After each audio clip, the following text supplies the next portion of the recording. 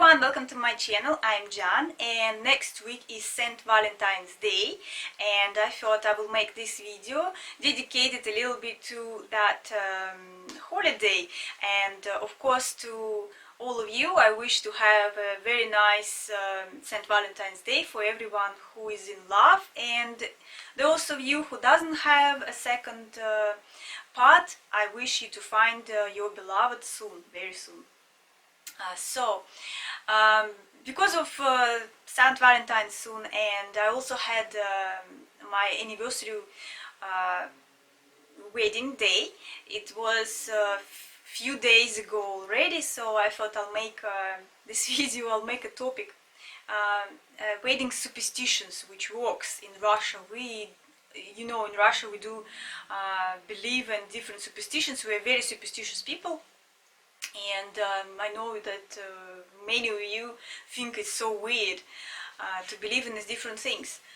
I think those superstitions are not like something weird. I think it's just a little bit more attentive people were noticing different things, and they made some conclusions what can happen if something would else happen before it, and what you would expect. I think it's just a very smart way of those people to notice what's happening around, because most of us just don't notice any things, but there are really many different signs which actually life gives us, and if we would know what they mean, maybe they would help sometime in making some decisions. So I've been married for a British man for about 12 years now. So we had 12th wedding anniversary a few days ago.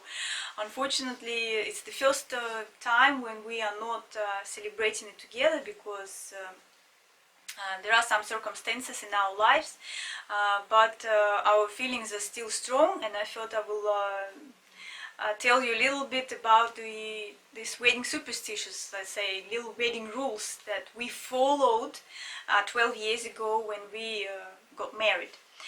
So of course, my husband is British, and he's more like, oh, I don't believe in all those superstitious things, but if you think so, then okay. And I was following some rules. First of all, let's talk about the clothes. In Russia, we do believe that the dress and suit should be new, and not borrowed, and not second-hand. The dress should be the whole dress. Sometimes girls prefer have a skirt and a top. Then in Russia it's a very bad sign. You should have the whole dress from top to the bottom.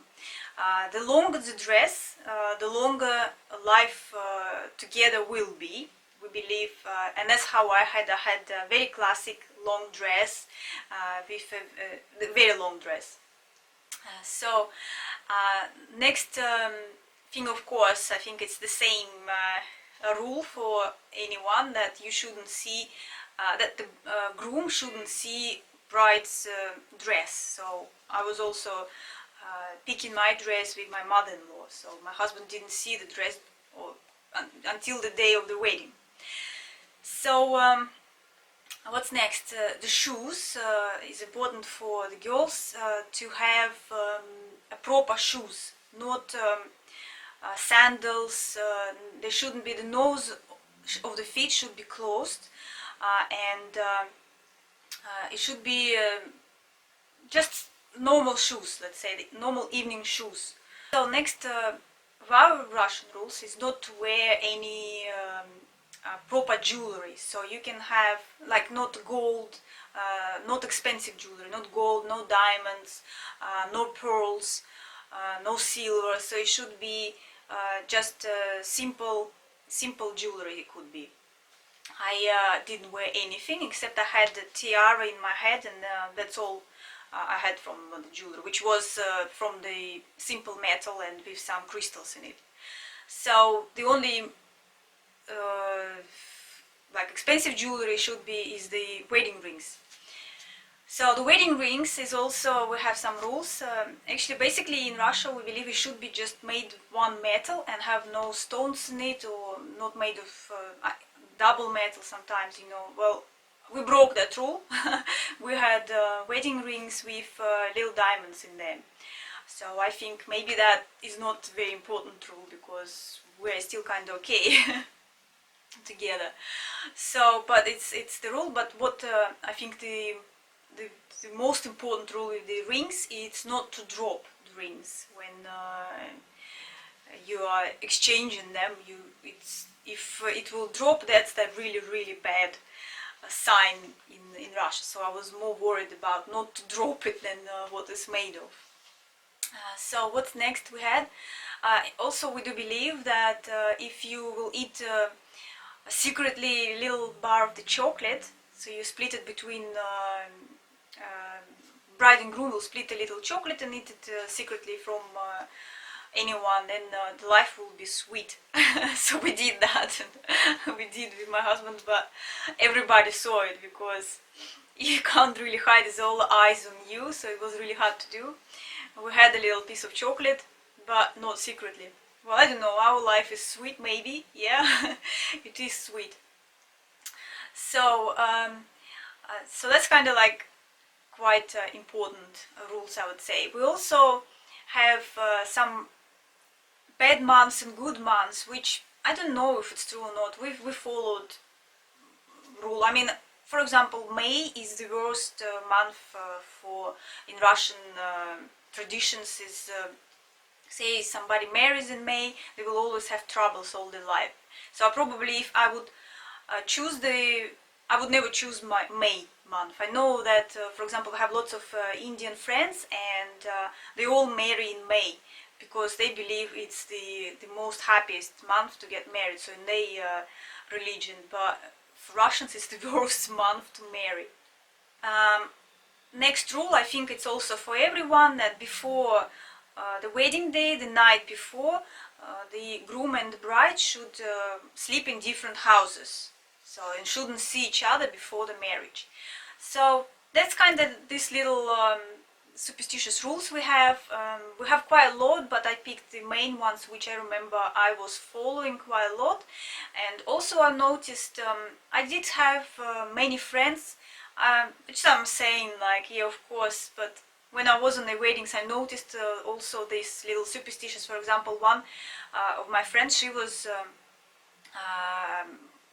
marrying, they had borrowed dresses. She had, I think she had her dress, and her groom, her husband, had a borrowed suit, and they divorced afterwards.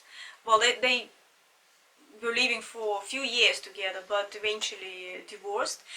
Then I had another friend who married in the shoes with open toes. I'm saying like sandal type of shoes, open toe, and they didn't live long together. It's like very short life together they had.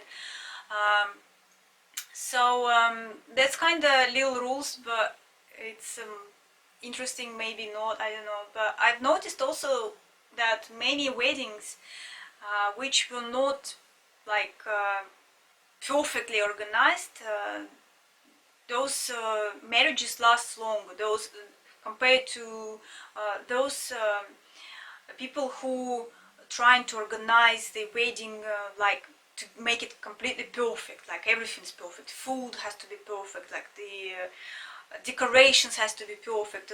They spend a lot of money preparing for everything, they invite lots of people, spend a lot of money. I've noticed that those weddings, those marriages don't last long.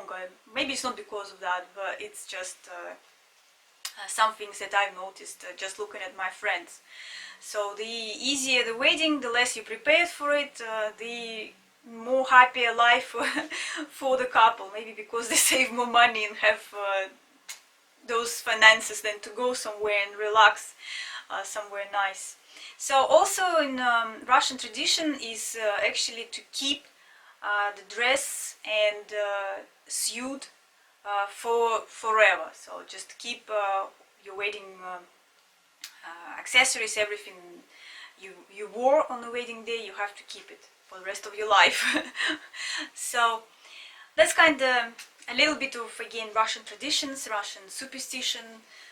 So if it was interesting, don't forget to subscribe. I wish you all love and happiness and happy marriages if you are going to get married soon. And don't forget to subscribe. I see you later. Bye everyone.